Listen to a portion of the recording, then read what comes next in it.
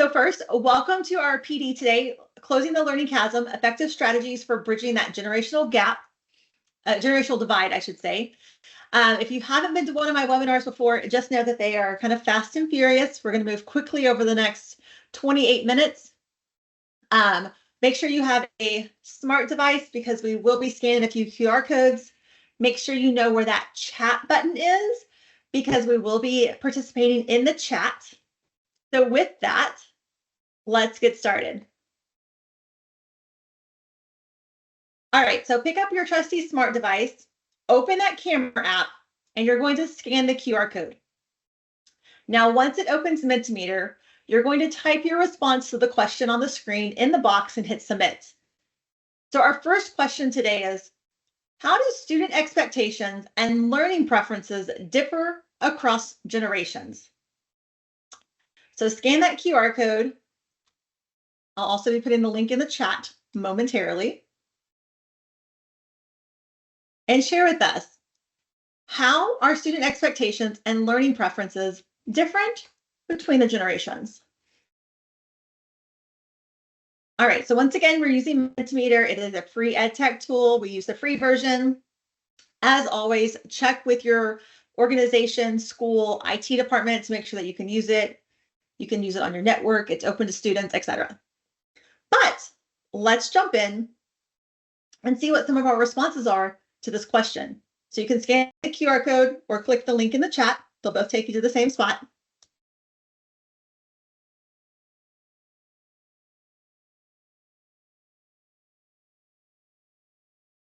And mine's not going. There it goes. All right, so let's see what some of our responses are. So how do student expectations and learning preferences differ across generations? The use of technology, absolutely. That's something we'll talk about in just a second. Many older students are hands-on and not so tech savvy, while younger students like online learning more. Excuse me, absolutely. Those are some things we'll talk about as well. I'll give you just another minute because there's a few more coming in. Independent as adults, right? So thinking about, your K-12 school market versus adult learners. Students today learn more through technology. I'm seeing some trends. Technology, online learning, technology, that seems to be a big one.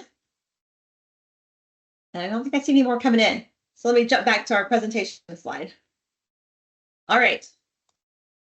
So with that, my name is Mandy Green. I am the Professional Services Manager. All that means is I love all things professional development, instructional design, and training.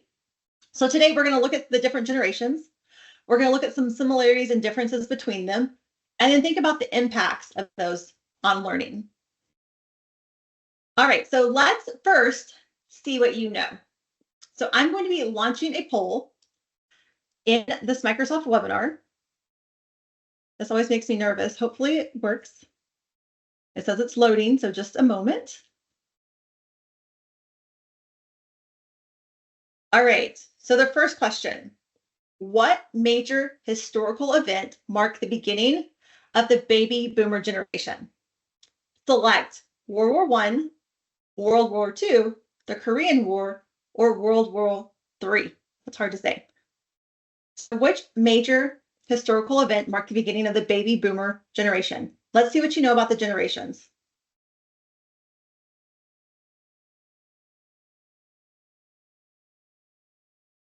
And also, if it's not showing up, let me know.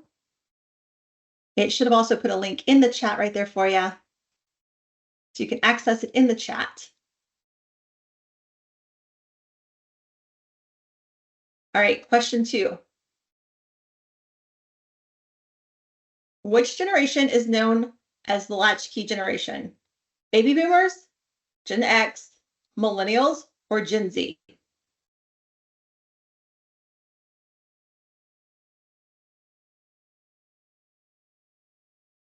Question 3. Gen X entered a workplace very different from their parents. What workplace trend emphasizing flexibility, work-life balance gained traction during the early careers of Generation X?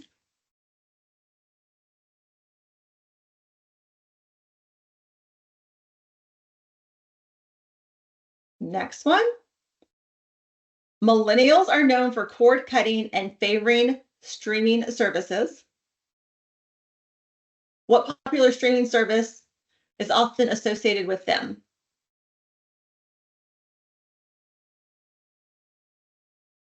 Question 4, and you should be able to move through these at your own pace as well. Looking beyond traditional banking, what financial technology app, which allows easy sharing for a peer-to-peer money transfers, is popular with Gen Z? Question 6, what major tech advance is potentially ubiquitous with Generation Alpha's childhood, and it might also impact their learning and communication styles?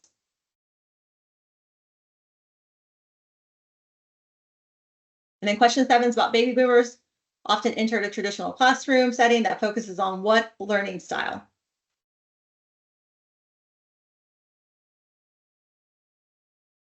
And then we'll see how we did.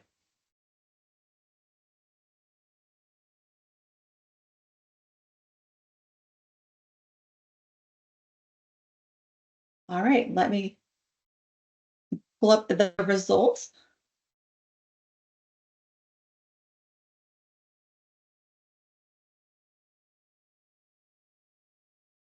All right, so I can share the results over here. So the major historical event for baby boomers was definitely World War II. As you can see, the generation known as the latchkey generation was Gen X, excuse me, so many letters. Gen X workplace had the trend of casual Fridays. The millennials streaming service was Netflix. The Gen Z Financial Institute app was Venmo. The Gen Alpha tech advancement was AR, VR. And then, of course, baby boomers prefer rote memorization. So those are just a few things that we can see what we know about the generations. Now let's dive in a little deeper. So what are some things that we know about baby boomers? We know that they're hardworking. We know they're defined as being optimistic. And it also tells us that they're influential because they've had several social movements over their lifespan. You can also see the years of boomers and Gen X as we go through the different generations. So Gen X, what do we know about Gen X? I say we because I am Gen X. We are independent, pragmatic, and adaptable. We're also known as that latchkey generation because our parents worked a lot and we're not always home when we got home from school. What do we know about millennials? We know that they're tech savvy, right? One of the first generations to grow up with the internet, with digital technology. We know that they're purpose driven, entrepreneurial, and collaborative. They value teamwork. What about Gen Z? Gen Z are known as digital natives, right? They've never known a world without technology. We know that they are very diverse and inclusive, mindful, they're open about their mental health and well-being, and they're entrepreneurial as well. And then the current generation right now, Generation Alpha, we also know that they are tech savvy. They've been immersed in the digital technology since they were born. We know that they are socially conscious, and they're also very adaptable. All right, so thinking about some of those major areas that each generation thrives from, how does this impact teaching and learning? So we're going to talk about some challenges and some opportunities. We're also going to talk about that concept of digital natives and digital immigrants. So these two terms were coined by Mark Prinsky in his 2011 article, which was titled Digital Natives, Digital Immigrants. This is also the same time that the Department of Education was rolling out this new digital age education. There were lots of articles and research coming from the education world about the impacts of technology on learning, and they all kind of centered around this idea of digital natives and digital immigrants. So let's dive into each area and also look at it from a different perspective from each generation. So, all right, so when we think about communication from all the different generations, we know things like the baby boomers, they love their telephone and maybe not their cell phones, like they had the landlines at their house, maybe rotary phones. We know that they communicated via newspaper. That's how they consumed their news. And we know they prefer face-to-face communication. When it comes to Gen X, we know that email may be the preferred communication and maybe even text messaging.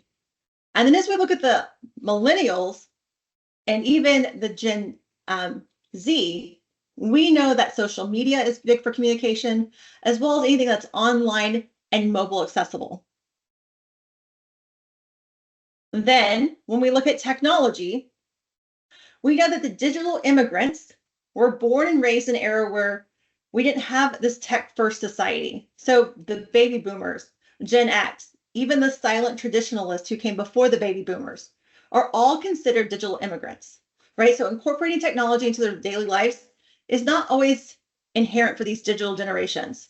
It's something that these generations had to learn and adapt to in this digital first world. And sometimes, especially boomers, might have been a little skeptical of some of these changes and advancements. On the other hand, we know those digital natives who are the millennials, the Generation Z, and even the Generation Alpha, they know no other world than digital first. They're typically a lot more fluent in tech talk because they were born and raised in this digital era. Also, we know that they're more into adapting to the evolution of technology is much more inherent for them, but it doesn't always mean they're aware of the threats that are sometimes associated with new internet and device advancements. Then, if we take this from more of a career and technical aspect, we can think of mentorships and setting our students up for success in the real world. Mentorships hit their height in the 80s and 90s. It really entered this idea of formal mentorships in the workplace. Our baby boomers viewed these mentorships as a way to get ahead, while our Generation X wanted more virtual mentoring, and they used mentoring to collaborate at work. We know when it comes to millennials, mentorship is a way of networking for them and to make those learning connections. And then when it comes to Generation Z, the research tells us that mentorship is a way to get ahead, a way to get work done in the work environment. So they look at it as a way to get work accomplished. Another major trend, we can look at our instructional strategies. So when we look at instruction, we know that baby boomers tend to prefer face-to-face and hands-on learning experiences. They like lectures and they like print materials. We also know that boomers tend to be very goal-oriented and they appreciate clear and specific instructions on what is expected from them. They also strive for opportunities for feedback and evaluation to gauge their progress. Now, when we look at Gen X, we know that Gen X tends to be more self-reliant and independent learners. We value flexibility and may prefer to learn at our own pace. We're a little bit more comfortable with technology and prefer to use it as a tool for learning. We also look for collaborative learning environments. We appreciate a balance of structure and autonomy in our learning experience. And we also strive for those hands-on real-world application opportunities. Now, when we look at millennials, we know that they tend to be visually oriented, right? So they like to look at things like images, videos, graphics. They're very comfortable with technology. They also like collaboration. They also prefer more informal and interactive learning experience.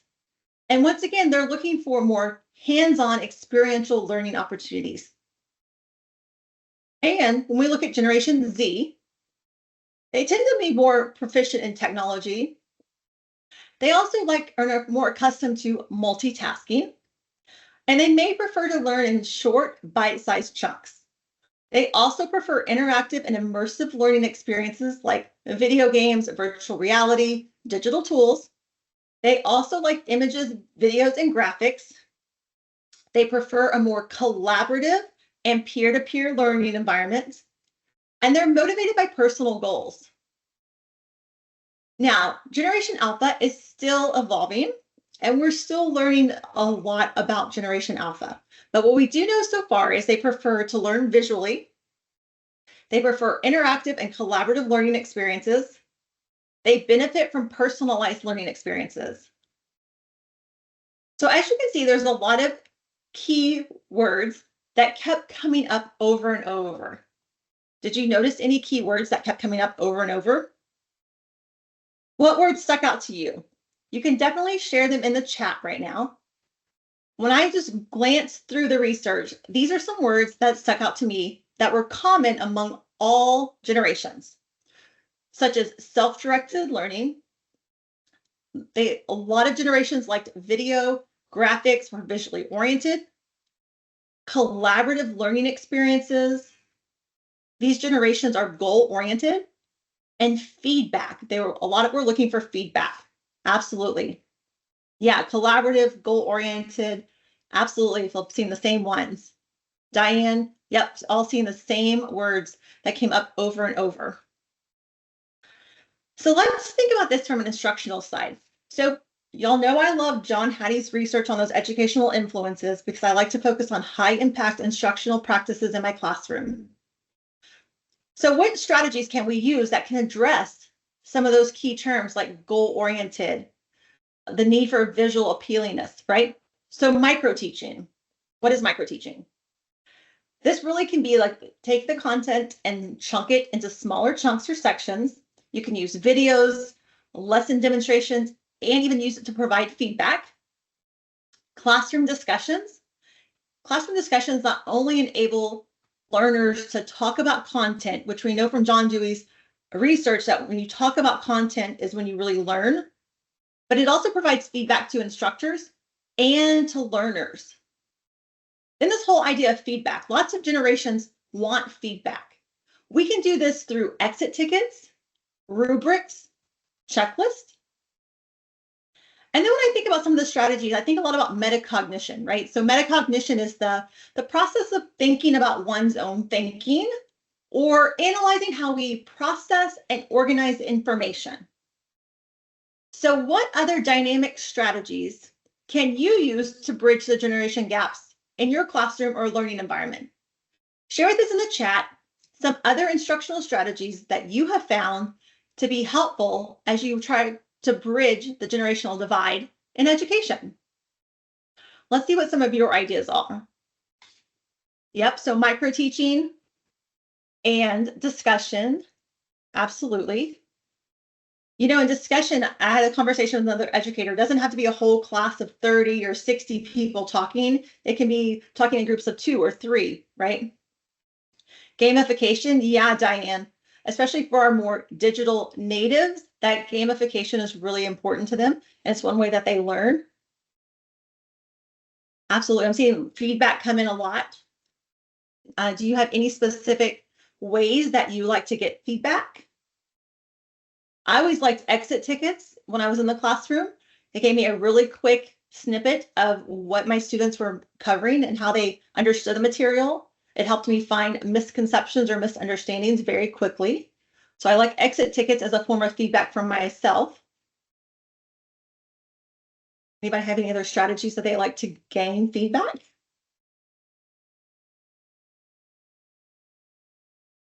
I'll give it just a second because sometimes it's a little delayed on my end. All right. All right, so here's a moment of reflection for you. So we very quickly went through the different generations.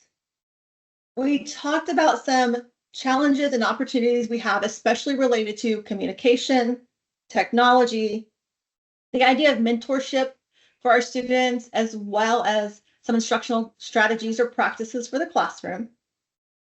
So first, think independently. Think to yourself, where do you need to bridge the generational divide in your own learning environment?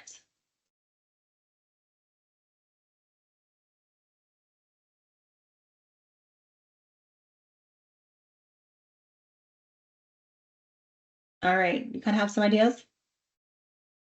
Now, because you're all expert educators and instructors, what strategies are you already using that are successfully bridging this divide? You have that idea in your head?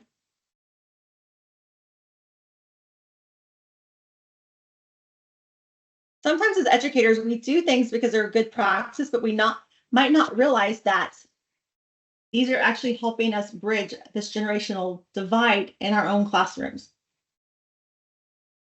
Now, some things that you've heard today, what might be a new strategy that you could implement to help bridge the divide?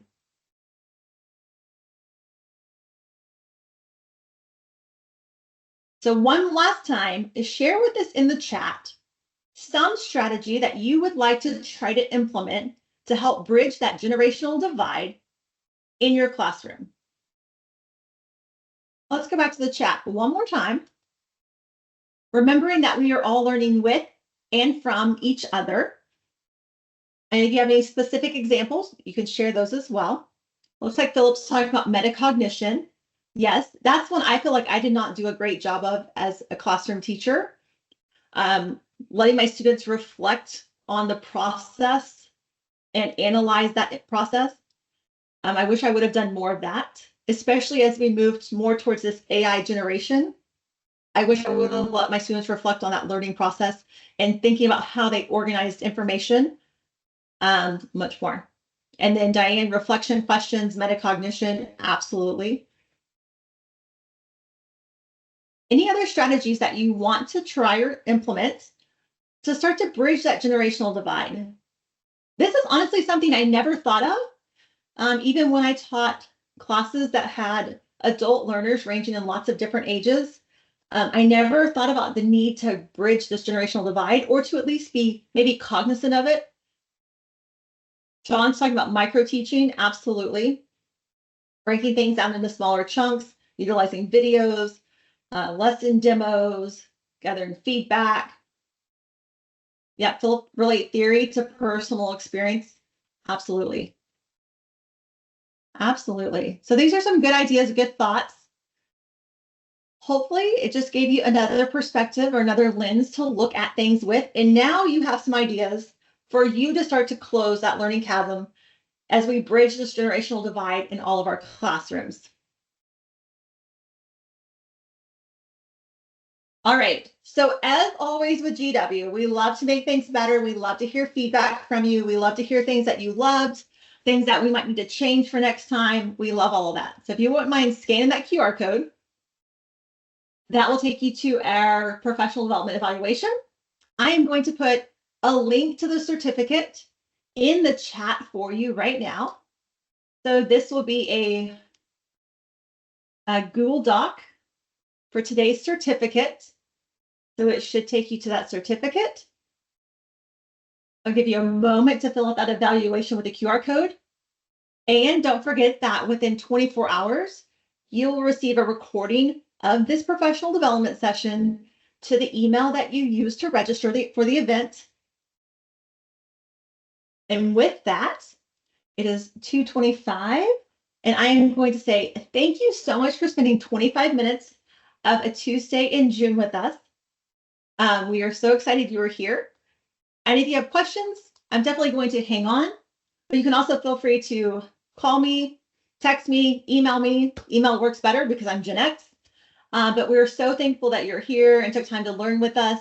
And we can't wait to see you next week, where we're going to discuss the teacher voice and the educator voice at GW and how we can help engage with you to make our products at GW better.